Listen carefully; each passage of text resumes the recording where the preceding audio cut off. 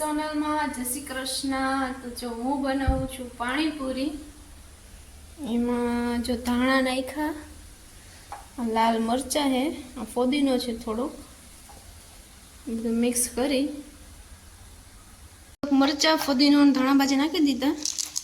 પાણીપુરીનું પાણી નાખી મસાલો નાખી દઉં,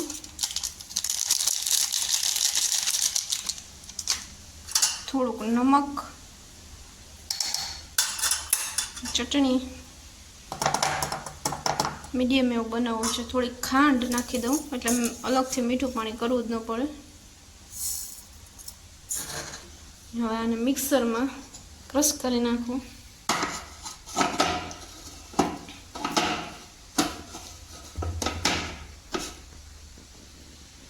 ચાલો બની ગઈ છે પાણીપુરી। હા, પૂરી, મસાલો, બટેટા, ડુંગળી અને આ તીખું પાણી ને માં હારું ભજીયા કર્યા, ભજીયા દહીં। તો હાલો જમવા।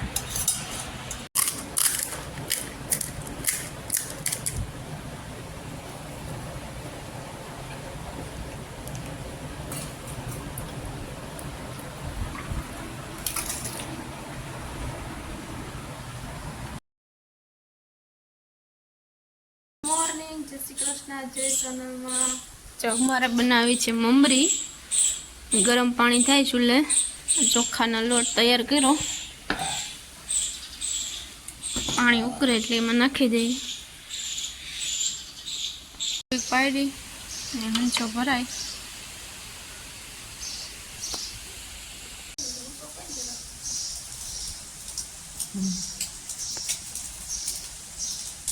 હવે એટલો મમરી લેવા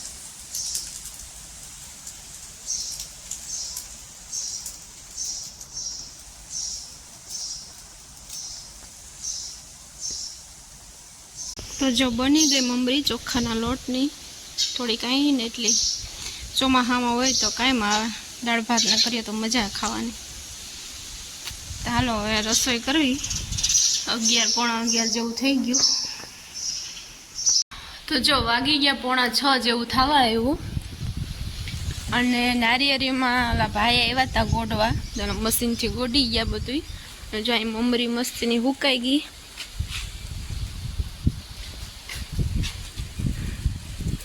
અસલ થઈ ગઈ હુકાઈને। અને માં બહાર બેઠા, મસ્તના ફ્લાવર, અને હું માં બે અહીં બહાર બેઠા હતા।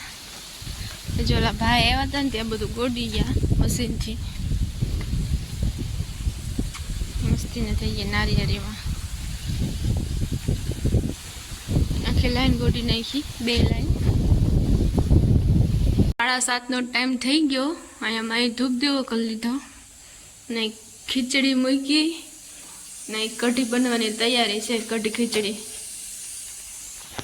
ને હવે આજનો અમારો વિડીયો ગમ્યો હોય તો લાઈક, શેર અને સબસ્ક્રાઈબ। મળશું આવતા વ્લોગમાં, ત્યાં સુધી આવજો, બાય।